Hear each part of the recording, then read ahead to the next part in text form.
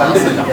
തല്ലുമാലയ്ക്ക് ശേഷം ഒരു ബോക്സിംഗ് ഒരു സബ്ജക്റ്റുമായിട്ട് വരുമ്പോൾ തല്ലുമാല പ്രേക്ഷകർ അത്രമാത്രം ഇഷ്ടപ്പെട്ട് ഏറ്റെടുത്തൊരു സിനിമയിലാണ്.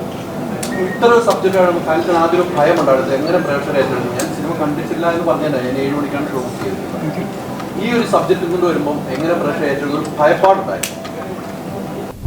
സിനിമയുടെ ഒരു പോയിന്റിൽ പോലും നമുക്ക് അങ്ങനെ ഒരു ഭയം തോന്നിയിട്ടില്ല. കാരണം എന്താണെന്ന് വെച്ച് കഴിഞ്ഞാൽ നമ്മൾ ചൂസ് ചെയ്തിട്ടുള്ള സബ്ജക്റ്റിൽ അത്രയും കോൺഫിഡൻസ് ഉണ്ടായിരുന്നു. നമ്മളുടെ കൂടെയുള്ള വർക്ക് ചെയ്യുന്ന ടെക്നീഷ്യൻസ് ആൻഡ് ആർട്ടിസ്റ്റുകൾ എല്ലാവരോടും അത്ര കോൺഫിഡൻസ് ഉണ്ടായിരുന്നു.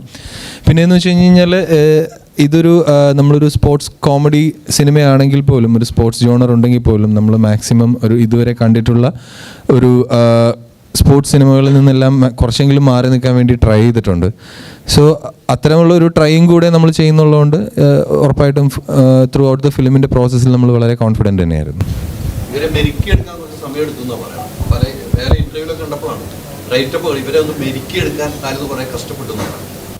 കഷ്ടപ്പാട് മെരുക്കിയെടുക്കുക എന്നുള്ളതല്ല, അവരെ ഈ പറയുന്ന തരത്തിൽ ഒരു സ്പോർട്സ് സിനിമ ആയതുകൊണ്ട് തന്നെ അത് ഡിമാൻഡ് ചെയ്യുന്ന അവരുടെ ഫിസിക്കിലേക്കും അവരുടെ ബോഡി ലാംഗ്വേജിലേക്കും അവരെത്തിക്കുക എന്ന് പറയുന്നത് ഉറപ്പായിട്ടും വേറൊരു മീഡിയത്തിൽ വർക്ക് ചെയ്തുകൊണ്ടിരിക്കുന്ന ആളുകളായതുകൊണ്ട് തന്നെ അവർക്ക് അതിലേക്ക് എത്താൻ കുറച്ച് സമയമെടുക്കും. ആ സമയം മാത്രമാണ് ഞങ്ങൾ എടുത്തിട്ടുള്ളൂ.